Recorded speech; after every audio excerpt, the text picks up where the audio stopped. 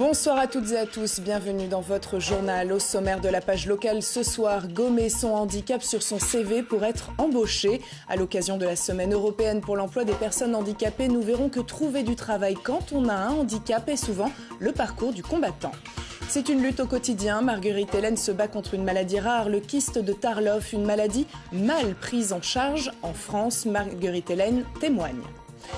5 bateaux mobilisés pour compter les phoques. Hier, DETAM et ONCFS étaient sortis pour recenser les mammifères. Objectif, connaître l'évolution précise de cette population dans l'archipel.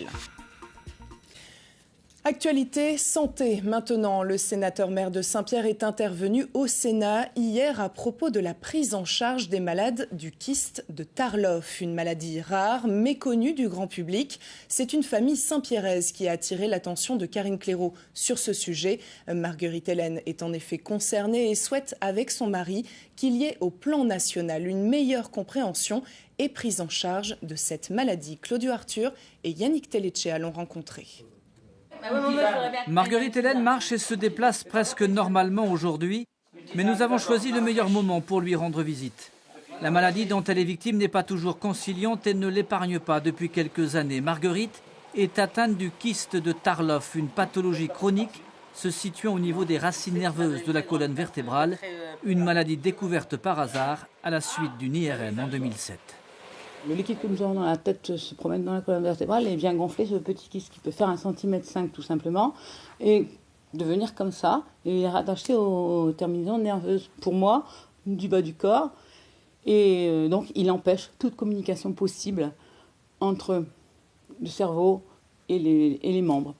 Donc il donne des douleurs neuropathiques et il abîme au fur et à mesure des années les nerfs.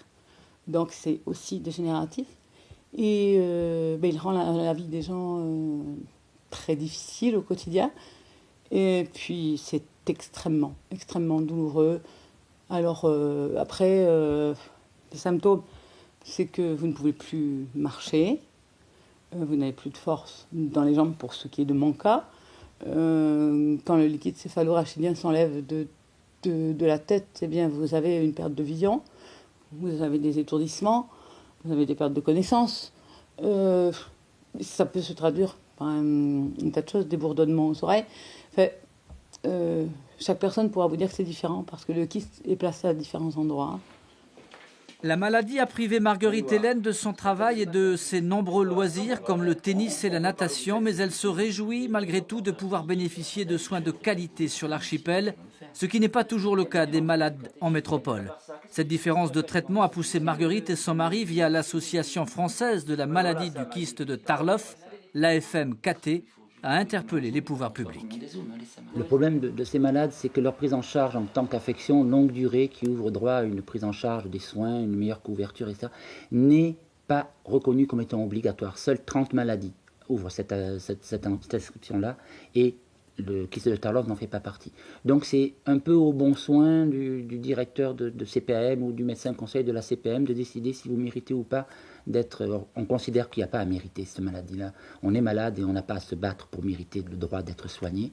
Donc on souhaiterait que ce droit soit ouvert automatiquement et donc que le kyste de Tarlov soit inscrit dans les 30 maladies. Message entendu par le sénateur maire de Saint-Pierre dans les questions au gouvernement. Karine Clairaut a interpellé ce 15 novembre le ministère de la Santé pour que tous les malades de métropole et d'outre-mer victimes du kyste de Tarlov soient à l'avenir pris en charge intégralement. Le retard de la recherche dans ce domaine et la méconnaissance de la maladie par nombre de médecins ne permettent pas aux patients d'avoir des soins adaptés. Il me semble opportun aujourd'hui d'informer les neurochirurgiens et tous les spécialistes potentiellement concernés en leur rappelant quels en sont les symptômes et en émettant des recommandations de prise en charge. Êtes-vous, Madame la Ministre, disposée à mettre en œuvre une telle campagne ? Le 3e plan national maladies rares, dont les travaux de préparation sont actuellement en cours au ministère de la Santé, sera l'occasion de réfléchir aux actions d'information et de formation à renforcer pour améliorer la connaissance de cette maladie. La réponse du ministère de la Santé n'a pas totalement réjoui Marguerite et Roger, mais ils admettent qu'un grand pas vient d'être franchi. Aucun traitement ne permet pour l'heure d'éradiquer le kyste de Tarlov, mais grâce aux soins prodigués sur l'archipel et à l'association Restons chez nous, Marguerite Hélène peut continuer de vivre presque normalement. Elle a même décidé, il y a peu, de reprendre la peinture, un petit plaisir salutaire dans une vie rythmée désormais par une maladie douloureuse et handicapante. Et selon l'AFM-KT, 126 personnes souffriraient de cette maladie extrêmement rare aujourd'hui, 117 femmes et 9 hommes, dont 3 patients d'outre-mer. Très bonne soirée à tous et à demain.